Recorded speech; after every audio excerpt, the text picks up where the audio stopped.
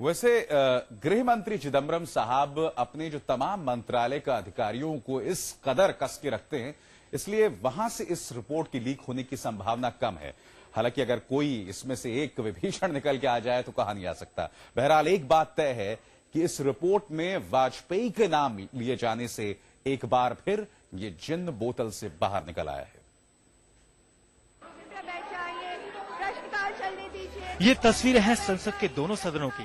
BJP ने हंगामा मचा रखा है। नाराजगी है लिब्राहन कमेटी की रिपोर्ट लीक होने को लेकर। लीक होना तो ठीक, नेता भड़के हैं इस बात को लेकर कि आखिरकार अटल का नाम क्यों घसीटा।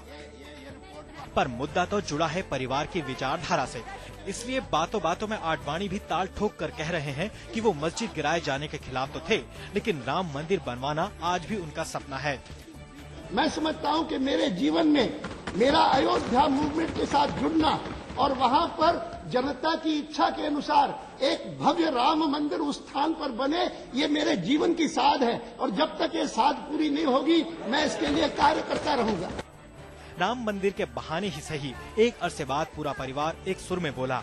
आरएसएस नेता मनमोहन वैद्य ने न केवल सरकार की नीयत पर सवाल उठाया, बल्कि ये सफाई भी दे डाली कि संघ परिवार ने बाबरी मस्जिद गिराने की कोई योजना नहीं बनाई थी।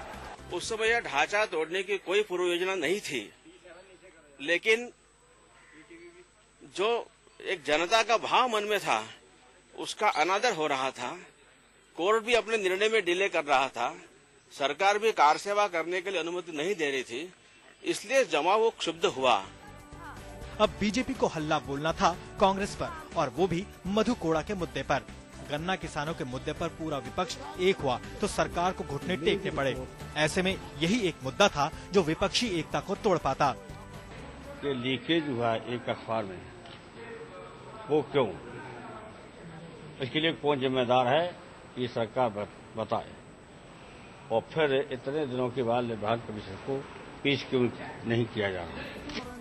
अब संसद में तलवारें भले ही तन गई हों, लेकिन ऐसा मुद्दा गरमाया है जो पूरे संघ परिवार को एक कर सकता है।